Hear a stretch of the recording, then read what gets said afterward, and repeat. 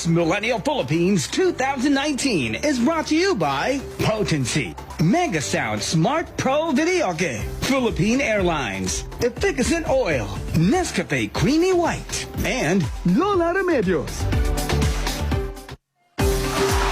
Kakaiba naman ang mga produkto ni Miss Masbate. Saka may pasalubong tayong gumagalaw. Mamaya alamin natin kung tungkol saan yung costume na yan.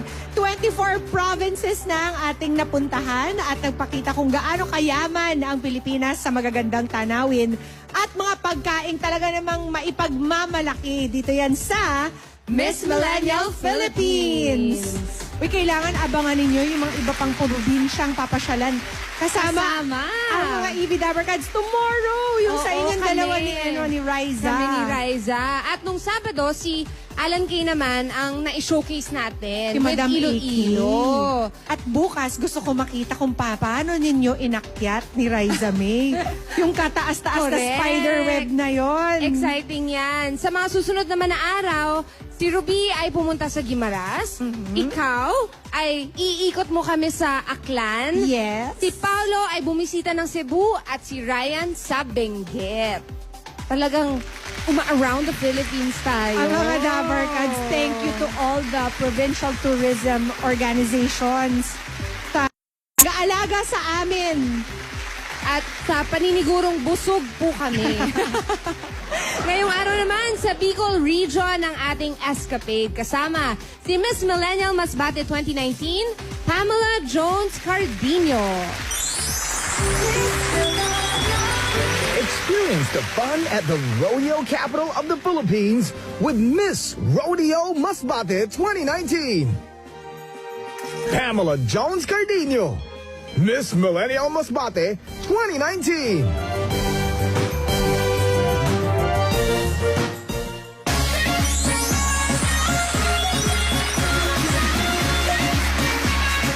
Maayong hapon mga Dabarkads! From the rodeo capital of the Philippines, with a total population of 892,393 with 20 municipalities, 1 city, and 121 islands, mga Dabarkads, hamos kita sa Masbate, Masbate! Dabarkads! Miss Millennial Masbate Pamela Jones Cardino. Hi, Pamela! Ikaw, Pamela, ay mukhang imported. Bakit? Yung father ko po is half Mexican and half Nepali po. Ayun. Ayun. That's why. Pero 100% Pinay. As pusong Pinay. Pusong Pinay. Si Pamela ay nag-graduate ng Bachelor of Arts in English Language. At siya ngayon ay into modeling. At sumasala sa mga pageants. Kasi marami yata sa Bicol region na talagang may lahi. Diba tama ba? Si Venus Ra is from Venus Ra. Bicol. Bicol. Correct. Yes. Oo. At saka... Si Wally Bayola. May lahi din. Si Camsur, si Julia. Ganoon. Correct. Okay, tell us about your province. Why is it called the rodeo capital of the Philippines? The only rodeo show in Asia po. The cattle was imported from Mexico to Masbate province and in year 1992 po was the first rodeo show, and since po nakatulong po talaga siya sa province namin, pinagpatuloy po, and then noong 2002 po, yung President Arroyo po dineclare na rodeo capital of the Philippines, yung Masbate po. Na-try mo na ba? Opo. Ano pakiramdam? Masaya po, kaso medyo nakakatakot din. Anong ginawa mo? You rode the horse or you rode the bull? Yung horse po. Yung horse tapos Hindi ko kaya naglaso ka ng... Ay, no po. Hindi na. Sumakay lang. Sakay lang. Yung wild na kabayo maybe po naman. soon. Yung nagbabak. Ganon. Wow. Pamela, paano ba pumunta sa Masbate sa mga hindi pa nakakarating ng Masbate? Pwede po kayong mag-bus. 16 hours po from here, Manila, to Masbate City po. And then, pwede din po kayo mag-airplane. Okay. Sandali lang yun. 45 minutes lang po. Nasa Masbate ka na. Straight Less flight than to an Masbate. hour. Yes. Kaya pala naka-cowboy hats ang iyong mga supporters. Well represented ang Masbate. Pamela, show us the beauty of your province. Masbate is not just a ranch capital of the Philippines. but Masbate is a mass travel destination. Mga Dabbercats, upunan niyo ako at mapa-hashtag travel goals sa Masbate!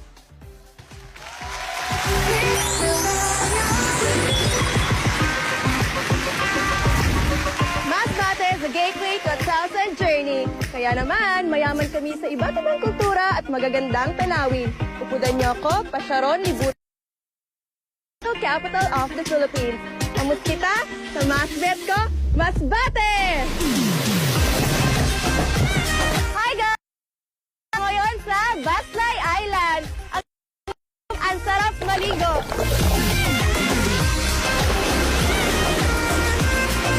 Gusto mo bang mag-enjoy kasama ang iba't ibang uri ng mga hayop? Tara, sa Kalasangan Mini Zoo.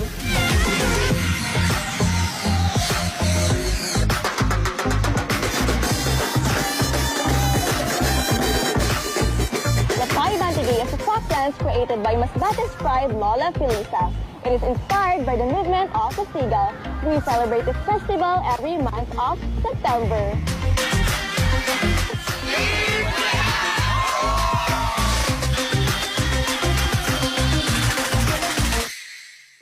Patuloy na dinarayo ang Villa Bayot na kung saan makikita ang Santo Entierro or Statue of the Dead Christ. Pinaniniwala ang miraculous ang statue dahil nailigtas nito ang mga nakatira dito noong pananakop ng mga Japanese soldiers.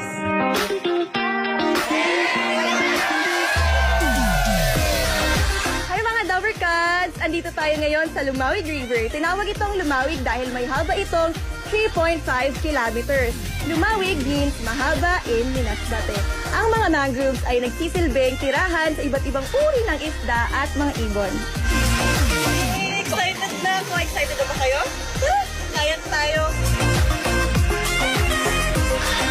I am Pamela Jones Cardino, your Miss Millennial Masbate 2019.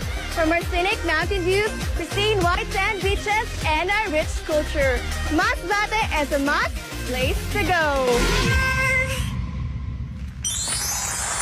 Mabuti na lang talaga kay Miss Millennial. Wala, di natin nalalaman na nangyayari na pala yan sa ibang parte ng bansa natin. Like what you said, grabe ang White sand beaches ng Pilipinas in every sulok yata. Actually po, we have 121 islands. Wow. Talaga? Okay. So, Thank you. mamili kayo kung anong beach yung gusto nyong puntahan ngayong araw. But aside from that, nagulat din kami na meron kayong mga imported animals Mini dun sa zoo. zoo. Yes po, sa Kalasangan Mini Zoo po yun, sa Katayngan, Masbate. Napakaganda. Let's talk about your pasalubong. Unahin na natin yung gumagalaw na pasalubong. Akala ko nga, ito si Miss Millennial. Sabi ko, wow, naka-costume. Can you tell us about this? We are now celebrating po the city anniversary of Masbate, and one of the highlight of this event po is Lapay Bantige. It's a dance po created by Lola Felisa many years ago when she imitated po the graceful movement of the Lapay or the Great Keeled Heron. So, it is designed po by one of the top designers in Masbate, Sir Aaron Padua and Sir Tyson po. You use Yes po. Tama ba? Yung nakita namin kaninang dance, yun Yes din po, yun. yun. Yun. Sa Dilipad. tapat ng parang city. It happens when? Now. Ngayon po, November 30. As in today. Oh my gosh. Eh, yung rodeo, sakto. kailan nangyayari yun? April po. April. Oh, ito naman, mapunta Doon tayo sa mga pasalubong. Hindi gumagalaw na pasalubong. Kakaiba yung mga pasalubong niya usually kasi mga prutas, mga kakanin. Ano ang top 3 pasalubong mo from Masbate? Ang hirap pumili. First Siyempre po, yung corned beef. yes, yung corned beef po namin. Very fresh po yung yung karne, and then wala po siyang food coloring, and then yung karne din po is top quality din po talaga siya. And then you also have a range of flavors for your ice cream na po. kakaiba We have rin. Batuan ice cream po. Batuan. Apo yung pampaasim Ano po yun? siya sa mga... This This fruit! Okay. So medyo may asim siya ng kaunti. yes po, and creamy. Oy, cream. teka lang. Tingnan mo naman Uling. to. Ano yan? Beef tapa. tapa ice cream. Ha? Savory na ice cream. Okay, kakaiba yan ha. Titikman That's worth a natin yan try. mamaya. Ito namang hinagom ice cream. Ano naman to, Pamela? Ang nagum po is yung, po siya, yung banana po na... Dinikdik? Madinikdik. Oh, okay. At saka dun sa may mga dahil Bicolano kayo, ayan, may Pili. labuyo ice cream. Wow. Mamaya sisintensyahan natin to. O, batiin mo muna yung mga Dabber Cats dahil fiesta nila ngayon. Maayo na aga sa mga taga Masbate. Sana po mag-enjoy po kita sa aton po festival po yan and damo-damo po na salamat sa iyong mga suporta sa akon. Happy Fiesta sa mga taga Masbate. Happy city anniversary po sa Masbate City. At Thank Dabber you. Cats, you can visit the social media accounts of Miss Masbate para malaman pa ang iba pang tanawin sa kanya magandang probinsya. For only 2,000 pesos, marami ka ng mapupuntahan at marami ka ng pasalubong na may uuwi. Maraming salamat sa mga kababayan ni Miss Millennial Masbate para sa mga pasalubong at lalo na sa tourism and local government ng Masbate. Alright. O Pamela, imbitahan mo na ang ating mga Dabber Cats na bisitahin ang iyong probinsya. Mga Dabber Cats, tara na't mag-enjoy, mag-relax at ma-in-love sa Rodeo Capital of the Philippines. Hamos sa Masbate ko, Masbate! Pamela, may regalo ka mula sa kasama namin naghahati ng Miss Millennial Philippines araw-araw. Katulad na naman ng potency, the beauty of immunity. May matatanggap ka pa ring video kit player mula sa Mega Sound Smart Pro Video Kit, experience music and more. May 18,000 built-in songs na, may 2 years free song update pa.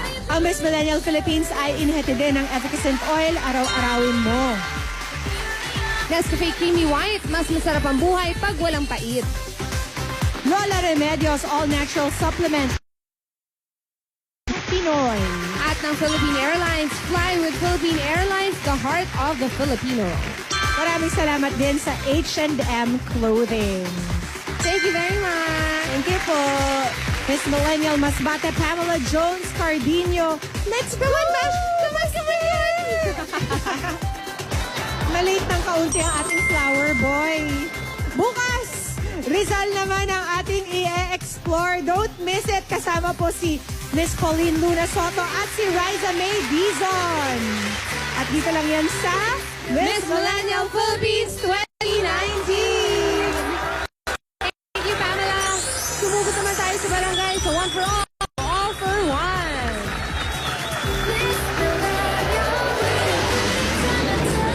Miss Millennial Philippines 2019 grand winner will receive 500,000 pesos. She will move into her house and lot from Lysandra, angat ka dito, and drive home a brand new Suzuki Ciaz GLX. She will also wear the crown, which stands for the strong, independent young Filipina who has a heart for her hometown. It's a crown pit for the next Miss Millennial Philippines.